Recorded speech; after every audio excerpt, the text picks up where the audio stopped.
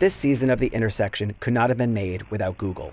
More specifically, Google Docs, Google Mail, Google Maps, Google Scholar, Google News, Google Books, Google's YouTube, Google Bikes, and Google Search. These products were integral to the production of this podcast. But to be clear, I received no financial support from Google. In fact, they refused to talk to me. The views expressed by their employees and subcontractors are their own and do not represent the views of Google. And now, Season 2 of The Intersection.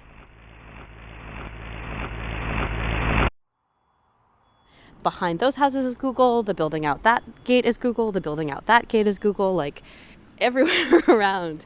Google doesn't endorse people living in cars. They would rather we go get an apartment somewhere. What we have to deal with in Mountain View are really the perils of prosperity. I think what makes this a crisis is there are no good choices. Welcome to The Intersection, a series that looks at our changing world, one street corner at a time.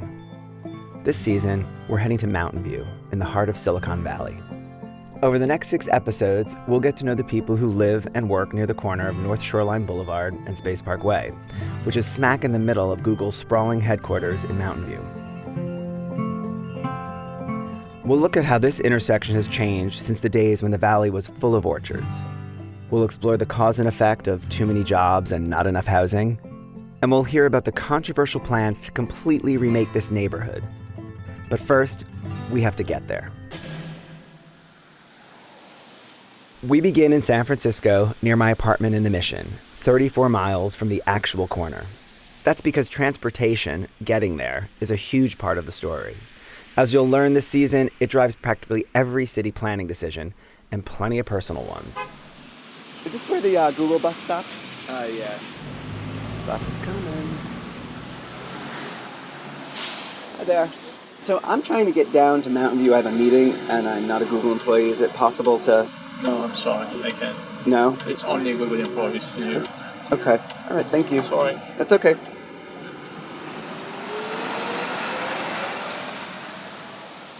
Hey, Siri. Yes? How do I get from here to Mountain View? Getting directions to Mountain View. It's 7:45. Without traffic, the trip is about 45 minutes.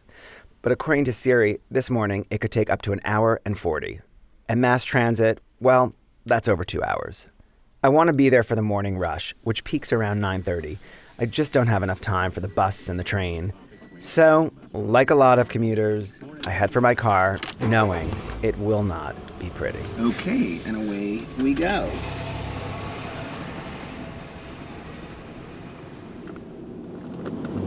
I mean, it is nothing but traffic. Hey. Got my first beep for being a terrible driver. So why am I going all this way? What's so special about this intersection? Well, what's happening at North Shoreline and Space Park Way impacts what's going on at corners throughout the Bay Area. And it really epitomizes the challenges facing so many cities around the world that are dealing with swelling populations. Traffic's just one of the challenges they're struggling with. And today, so am I. The people coming from the other direction, there is a ton of traffic. That is a nightmare. Now I'm right behind a Google bus. Boy, these things are big. This is mind-numbingly boring. 9:03. Okay, we are getting off the Shoreline exit. Traffic is a mess all over the Bay Area, but it's particularly messy in North Bayshore, the neighborhood that we're heading to. Every weekday, the population here balloons from less than 1,000 residents to more than 20,000 workers. And the neighborhood is basically a cul-de-sac, a triangle cut off from the rest of the world by this highway, as well as the Bay to the north and Moffett Airfield to the west. It doesn't matter if you're coming from San Jose, San Francisco, or downtown Mountain View.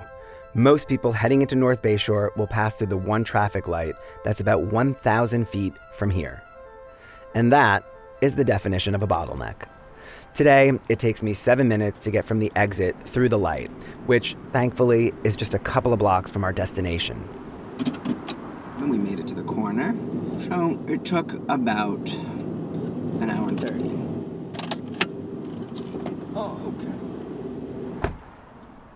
So, if you've ever been to a concert at North Shoreline, you probably drove right through this intersection. And you probably didn't even notice it. Visually, it's standard issue suburban office park with all those 2-story gray boxes. On our corner, only a bar and a gym break up the monotony.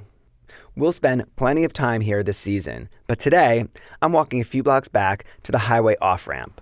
With microphone in hand, I'm basically panhandling for comments from folks stuck at the light. Most are on their way to Google. Hey there. Doing a story on commutes. How's your commute going? I'm sorry, I'm in the middle of trying to check an email. There's too much going on right You're now. driving. What do you mean? Well, I'm at a stoplight, so I feel comfortable I'm only doing kidding. Have a it. good one. All right, you too. This is pretty normal, actually. About 9:15, all the way until about 9:45. It's like this. It's backed up, a quarter of a mile or so, all the way until the red light. Do you have any other options besides driving? I could take the bike, but I'm just not that in shape. So, yeah.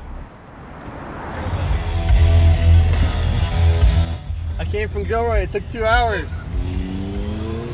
I'm actually not commuting. I'm coming from Los Altos and I'm taking a Pilates class right around the corner. It used to take me 10 minutes to get here, and I have to pretty much count on 20 to 25 because I never know how bad it's going to be. I come from Sacramento every day. In the morning time, it takes 2 hours. Then in the afternoon, it takes 3.5 to 4. I've been doing it for 2 years now.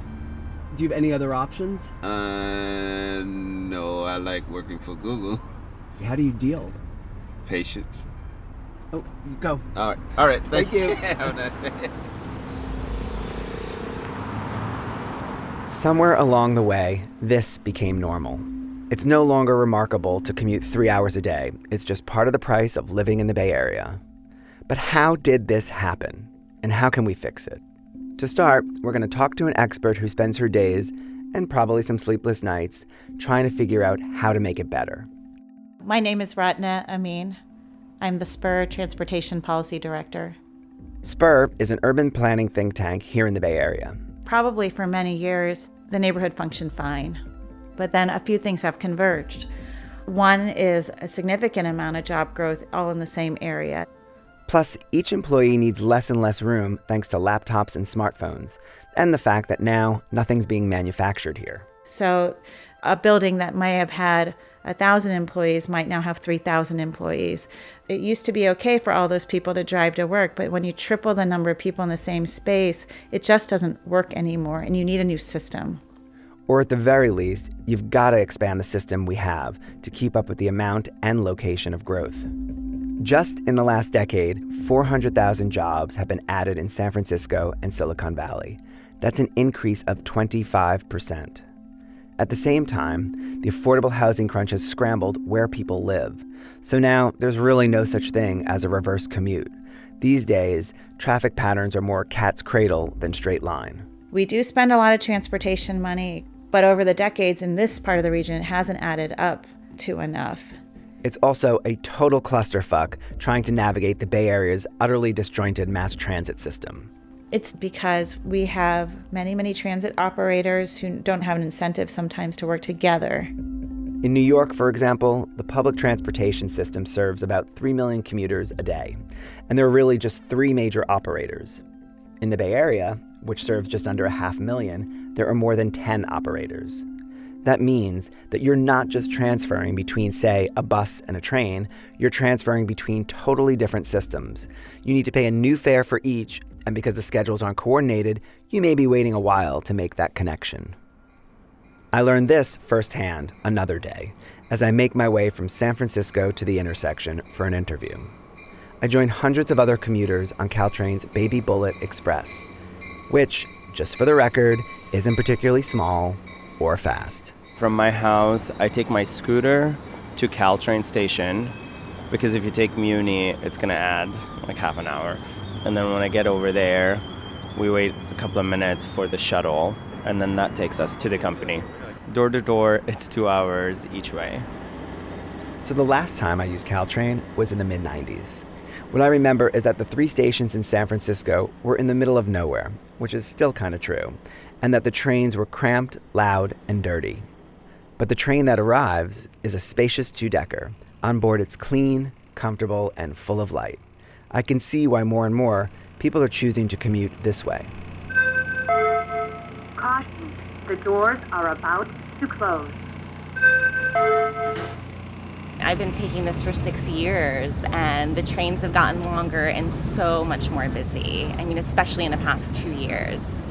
Next stop is Millbrae. Our next stop, Millbrae.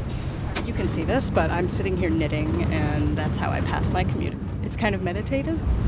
Is it just typically this quiet on here? Yes. See lots of people doing work on laptops, and not very many people talking to each other. Palo Alto, next. It's kind of pricey.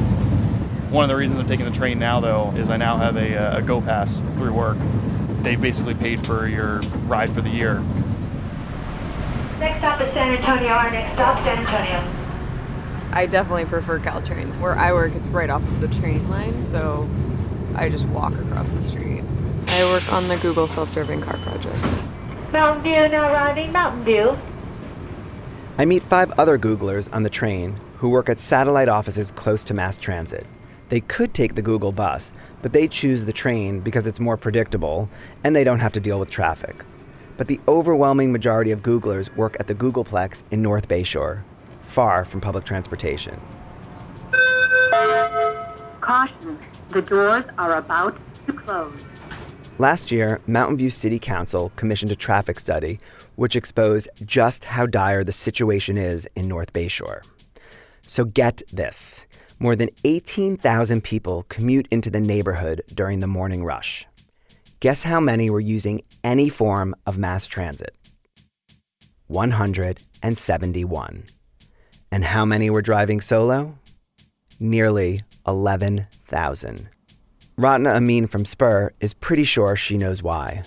I don't think there's a mystery here. People are making rational choices based on actual cash price of transportation and time price and inconvenience price.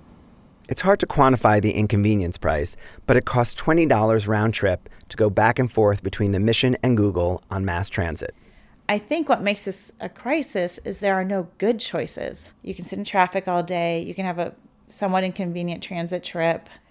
You can't necessarily afford to live near your job. What that means is our highways and our roads are filled with cars that are making 40, 50, 60, 70, 80-mile trips. No doubt it was unintentional, but in many ways, Google created this problem. Like Facebook in Menlo Park and Apple's new campus in Cupertino, these companies chose to move and grow in a suburban spot away from mass transit. At a 2010 city council meeting, the man who was in charge of Google's real estate back then explained how and why the company ended up in North Bayshore. I'm George Salah. I've been with the company since the company was founded pretty early on.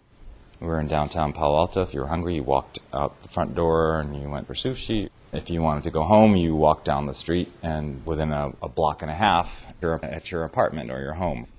So there was a lifestyle that was there in place, and there was 40 people. It was not realistic to have that continue. So we tried to find locations where we could recreate as much of that as we possibly could. And so, in 1999, with the budget and bullishness of a startup, they moved their 40 employees from a small office above a bike shop in Palo Alto to much grander digs in North Bayshore. Why did we select that building? Well, it had a cafe that was already in place. It had a small workout facility. It had, nice little amenities. And it was a building in the middle of nowhere, in our opinion, and would allow us an opportunity for growth. It seems naive in retrospect, but could Google have anticipated the problem of being in the middle of nowhere? Yes, they should have known, even back in the 90s, that they shouldn't have put the office where it is. My name is Roger Rudick. I'm the editor of Streets Blog San Francisco. Streets Blog is a news site that advocates for better transportation in the Bay Area. Look, in the 90s, we had terrible traffic problems. In the 70s, we had a gas crisis. Remember that? So you have to think about how your employee is going to get to work. When George Salah met with founders Sergey Brin and Larry Page in 1999, he asked about their 5-year plan. Their response, "We want to be half the size of Yahoo." Salah recounts this meeting in the book In the Plex about the company's rise. They're mathematicians, he explains. They knew exactly what was coming. And 5 years later, Google had 2,000 employees.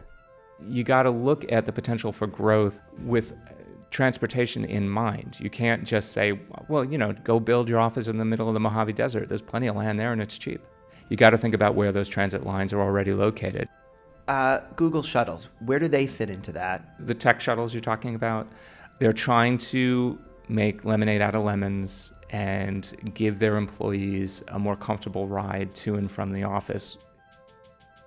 Google declined to make a representative available, but last year, Director of Transportation Brendan Harrington talked to Russell Hancock about the company's transportation initiatives on inside Silicon Valley. For our employees, the commute has become a big part of their day, and it can impact their ability to get their work done. And that impacts our recruitment, our retention. It impacts employee well-being. Now, an interesting thing is that the shuttle program wasn't necessarily the company saying we needed to do this. This was more of a grassroots beginning. The origin of the program started with individuals within Google, regular workers that said, this is something that impacts me and I want to do something about it. And one of those individuals now works with the Intersections Radio Home, KALW. My name is Carrie Spivak, and in 2002, I created the Google Shuttle.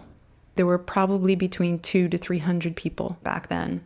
A lot of our employees lived in San Francisco, and we would all get up very early in the morning to try and avoid traffic. And then on the return trip, we would all leave Mountain View really late, mostly after dinner, the door-to-door of that trip.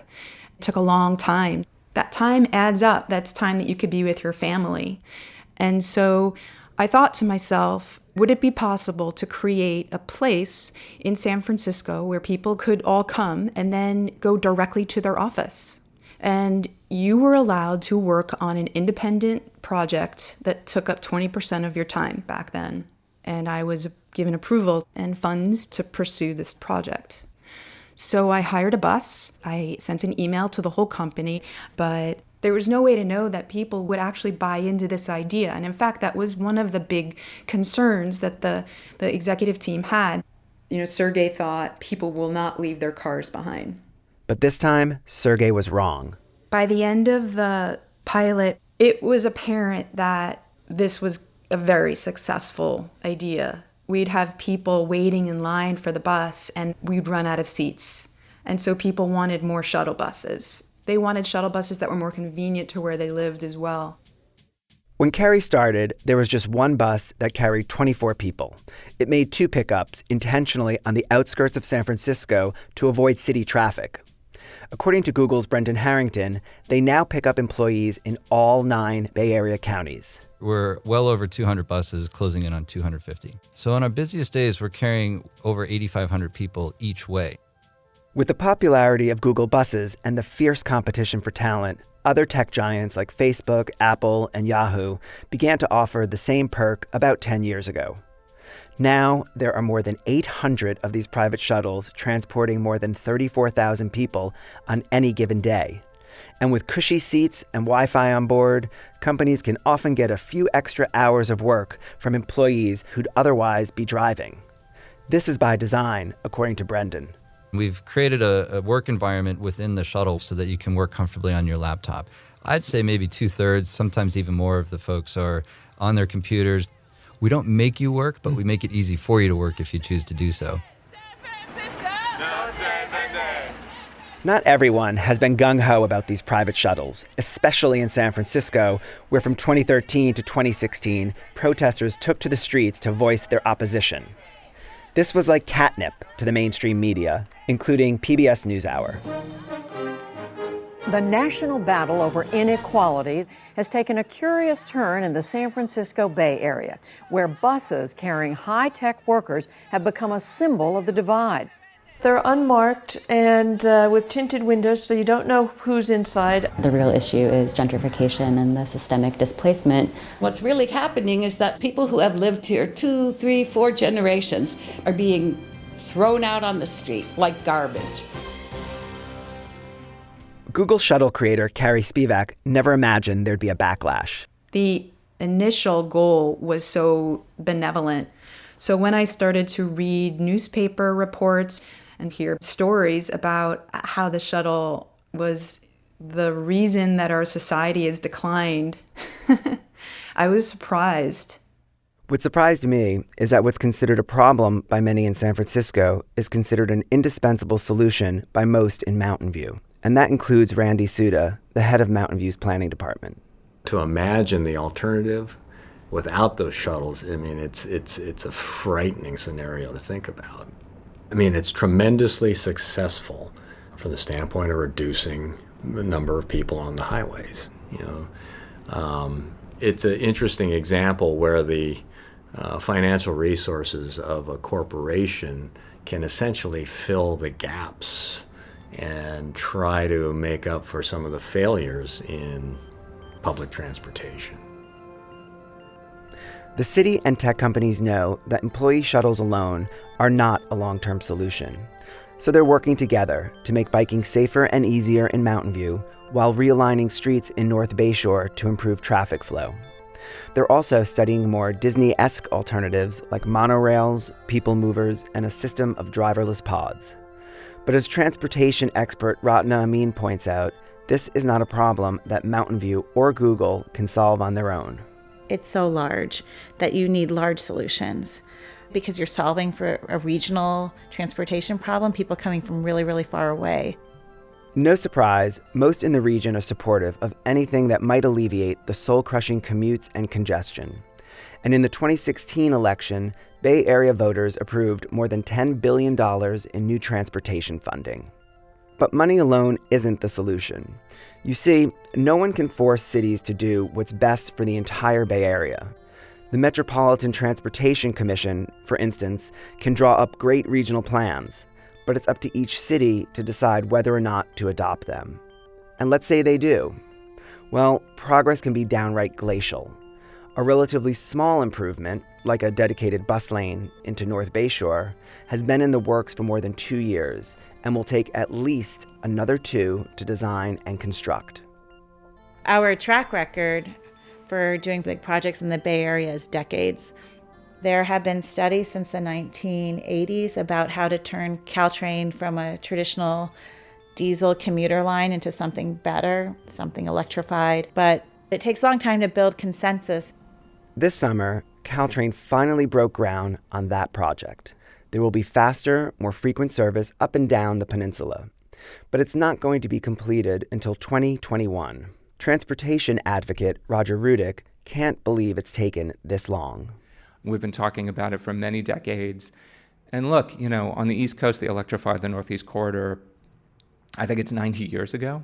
It's only a century, geez. Let's just do this already. I mean, it's so basic. And to see the center of technology for the country and all these people who work and develop our new phone systems and our computers and all this great technology riding around on lumbering old diesel locomotives belching out smoke, it's just like, what have we done to ourselves? I mean, we're currently building a high-speed rail system, but we're talking about a system that the Japanese have had since the 60s, the French have had since the 80s. We really, really need to get this stuff into the modern era.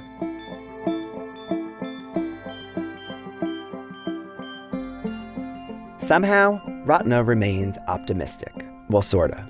I think it's possible that something really unexpected is going to happen and shake some things loose here. Maybe a technological breakthrough.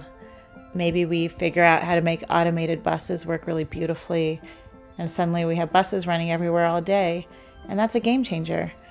And I think we should be hopeful that something like that happens, because with our existing toolkit, it's going to be hard. If it were easy, someone would have figured this out a long time ago.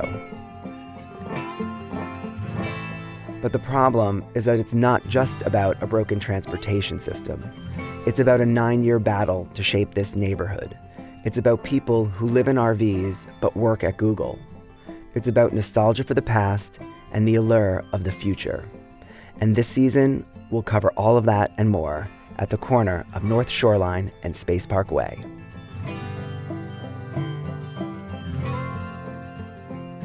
Thanks for listening to the first episode of the season. In the next episode, we're going to hear about a wannabe gold digger, a retired opera singer, the city dump, and one decision that changed everything. In North Bayshore, it was still kind of the Wild West. All of us knew that something's got to be done out here before it gets any worse. And then Google came in, and that was beginning of Googleville. It's probably the equivalent in Silicon Valley of finding gold. But there was no sense of the power of companies like Google. It was just incomprehensible. Next time, we uncover the twisted history of this corner before Google came to town. In the meantime, want to hear more? Head to the intersection.fm and click on North Shoreline and Space Park. While you're at it, subscribe on your favorite podcast app. And if you've already subscribed and you like what you've heard, please rate us on iTunes. It really helps new listeners find us. The Intersection is a production of KALW. Ben Trefny is the editor, with an assist from Ashley Ann Krigbaum. Lucy Kang is the associate producer, and it's engineered by Chris Hoff and me. The theme song and music is by Eric Pearson. Special thanks to Megan Jones, Lisa Morehouse, Heidi Doro, Sam Zalutsky, and the ladies of St. Mark's Avenue. Projects like this don't just happen. This one was made possible with a grant from the San Francisco Arts Commission and from Cal Humanities, a nonprofit partner of the NEH. Until next time, I'm David Boyer, and this is The Intersection.